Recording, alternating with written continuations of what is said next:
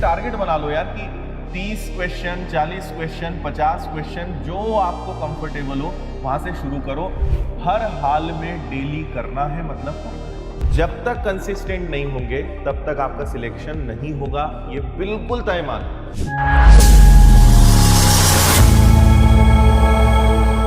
एक बार में आपको बहुत ज्यादा विषय नहीं पढ़ने हैं, एक बार में लिमिटेड सब्जेक्ट पढ़िए और उस पर फोकस करिए। मैथ्स आपकी लिस्ट में रोज होना चाहिए। सबसे पहले हमारे जो ऑफलाइन के एसएमपी के बच्चे हैं उनकी ये स्थिति आ चुकी है कि वो 80-90, कई बच्चे तो 100 सवाल रोज लगा रहे हैं। कुछ बच्चे ऐसे हैं जिन्होंने 20,000 सवाल सॉल्व कर लिए हैं अभी तक, और उनके लिए 100-150 मैथ्स की क्वेश्चंस करना, प्रैक्टिस करना डेली कोई बड़ी बात नहीं है। लेकिन वो सब ऐसे नहीं थे। शुरू उन्होंने वही 15-20 सवाल से किया, फिर धीरे धीरे वो बढ़ाते गए, कुछ महीनों में बहुत अच्छे लेवल पर आ गए। तो आप एक टारगेट बना लो यार कि 30 क्वेश्चन, 40 क्वेश्चन, 50 क्वेश्चन, जो आपको कंफर्टेबल हो वहां से शुरू करो।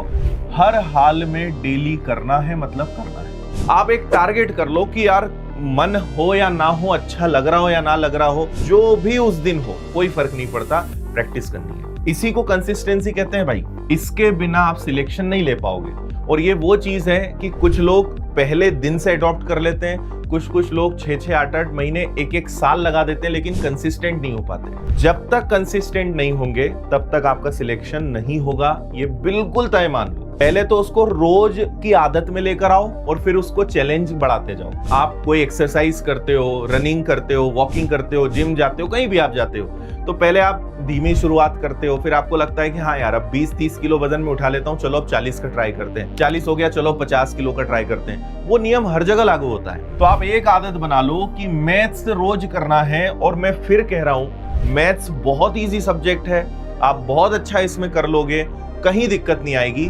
आप आने वाले 5 से 6 महीने मैथ्स को डेडिकेट कर दो कि आप बस रेगुलर काम कर लो। और उसमें भी एक चीज और बता दूं कि कैलकुलेशंस को सबसे पहले निपटाओ। कैलकुलेशन के सबसे पहले तो मेरे जो वीडियोस हैं वो निपटा दो। उससे आपको पता चलेगा कि यार ऐसी भी चीजें होती है, इतना फास्ट भी हो सकता है ना। डिजिटल सम सीख लो और गुणा, भाग, जोड़ना, घटाना, दशमलव, भिन्न, ये सब निपटा दो। इसके बाद इसी के अंतर्गत आता है कि आपको, हम चाहते हैं कि भाई 30 तक के पहाड़े, 50 तक के वर्ग, 30 तक के घन, तो ये वर्ग, घन और पहाड़े निपटा दो।